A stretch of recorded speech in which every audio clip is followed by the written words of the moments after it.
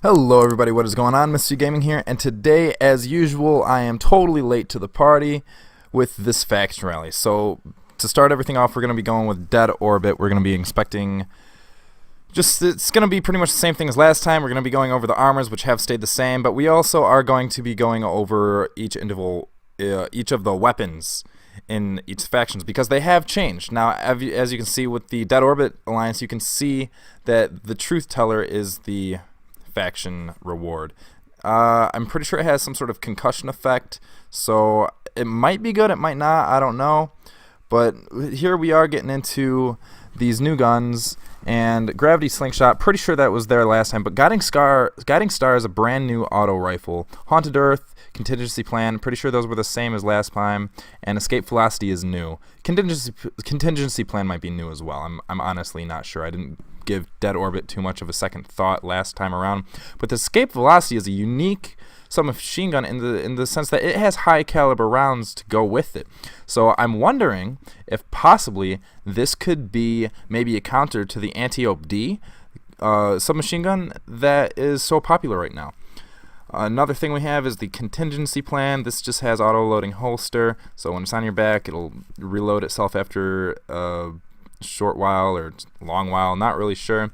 So it's pretty much just a basic scout rifle. Now this Guiding Star auto rifle, 720 rounds a minute, doesn't have great impact, but this auto rifle has high caliber rounds, which I'm not sure what it's like to be getting hit in the face at 720 rounds a minute with high caliber rounds, but I can't imagine that it would be very great in Crucible.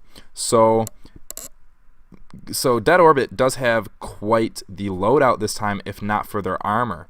Now, the Gravity Slingshot, crazy impact. Not too much range, but with the barrel attachment, that smoothbore, you can definitely throw that up at the cost of handling and stability, which honestly, I don't think that's very important for a shotgun.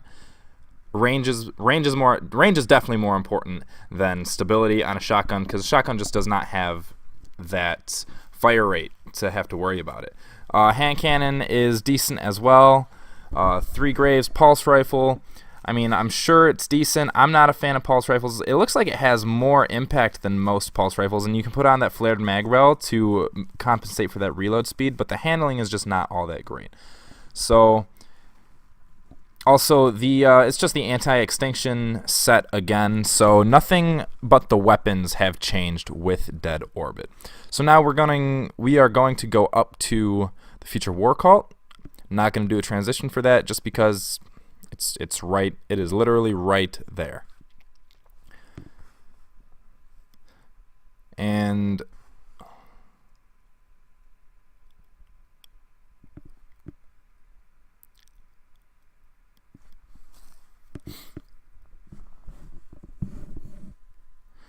so going into the Future War Cult, we have the faction reward of this Timeline's Vertex fusion rifle. Now it's got pretty good impact. It's got snapshot sights, it's got enhanced batteries, and yada yada yada. So it's got good, but overall it's got good impact and pretty moderate everything else. So it's not bad, but it's just a fusion rifle, you know. I like the Merciless more. There's some other main ingredient's a good one as well. Now, again, the armor is the same, so if you don't have the armor, definitely go for this faction, because this is a survivalist hunter armor set, and that is and recovery is the most important set most important stat for a hunter, because you just don't get a lot of it. Now, you have some of the same weapons like the Pleiades Corrector and Heart of Mine, and I'm pretty sure the numbers there as well. I'm sorry, not Heart of Mine. That is a new pulse rifle that we're inspecting right now. It's got Dragonfly, and that's going to make people explode when you kill them with a critical hit, and that's pretty cool. But yeah, it looks like a decent pulse rifle. Not very high impact, but nonetheless. Now we have the Enigma's Draw sidearm. Kind of looks like a Tinker Toy that you would build at Lego. I know that's an ongoing joke with me, is the Lego store and Future War Cult, but I just can't help myself, guys. I am sorry. Not the best sidearm looking. It doesn't have a high magazine capacity. There's no 3-round burst. There's no, I don't know. It's just an average pistol. Memory interdict grenade launcher. I mean, grenade launchers are just not a very useful tool in this game, or that seems to be what everybody else is saying. So take it as you will. I don't think the future war call is really worth it this time around based on the weapons. I mean, the Pleiades Corrector is great, and the armor is fantastic, but the weapons that you get for them this time around is just not all that comparable to Dead Orbit, and spoiler alert, New Monarchy as well. So I will see you guys when we get to New Monarchy in a second here. So here we are coming up on New Monarchy. They have a sword for us if we win. Pretty sure all of these winnings are just, they're average. They're nothing fantastic. There's no best faction reward this time around. And honestly, I'm not even sure if there was last time around. But nonetheless, we're going to get into the engrams here pretty quick. And you're going to see the same armor, which is the mobility set, and the same shaders. So you guys didn't miss out if you sided with Future War Cult last time, because these shaders still look awesome. And I am siding with this faction for the shaders this time around. Now, we do have some new weapons. We got that Restoration 8 auto rifle. That's a 600 rounds a minute auto rifle, 47 magazine. It's got that quick draw trait.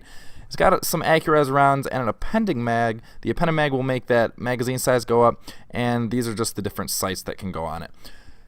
Doesn't look like a bad auto rifle, but it's a 600 rounds a minute auto rifle, so it's not going to be as competitive as those 450s in Crucible.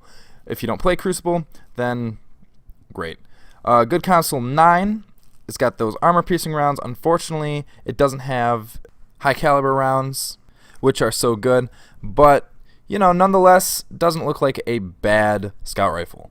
Here we have the Interregnum 16 sidearm. This thing actually has high caliber rounds, and I'm pretty sure this is either a 3-round burst or fall auto. I'm not sure, but it's only got 15 rounds in that chamber, so you're going to have to be extremely, extremely accurate with it. And for a sidearm with only 15 rounds, that seems like a bit difficult, and that's just something I don't want to do. We got the Older Sister 3 here with the Ambitious Assassin trait. That's going to overflow your magazine for each rapid kill. We got armor-piercing rounds on it, and then it's just got those standard hand cannon sights. So it's going to be kind of all these weapons are kind of standard here.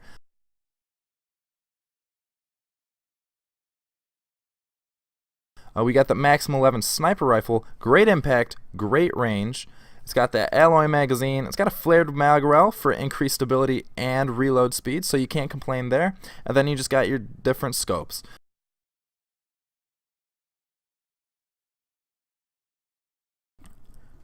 And this is the Unification 7 shotgun. It's got high caliber rounds, but for a shotgun, I don't see the point in it if you're just using that in Crucible. I'm not really sure what high caliber rounds do in PvE. Maybe they're good. I'm just not sure. But here we are comparing the fluted barrel. That's going to give you so much more handling speed. That was crazy. So, again, none of these weapons are truly fantastic. Maybe except that scout rifle or the auto rifle was really good. To be honest with you, Dead Orbit has the best weapons this time around, so if you have more than one character, go with Dead Orbit just to get them weapons. But for your hunter, you're definitely going to want to go with Future War Cult if you don't have that armor. Go with Dead Orbit if you want those weapons, and go with New Monarchy if you want them shaders. I'm going with the New Monarchy because I definitely want those shaders. I'm going to have my Titan go on Dead Orbit just so I can get those weapons. And hopefully you guys took something away from this. I know it was kind of a shoddy video, but I think I got my point across nonetheless. Yeah, that's going to conclude the video. I will see you all next class. I apologize for being late to the party once again. It's just the life of being a university student. Hopefully you guys stick with me here, and I will see you guys all next class.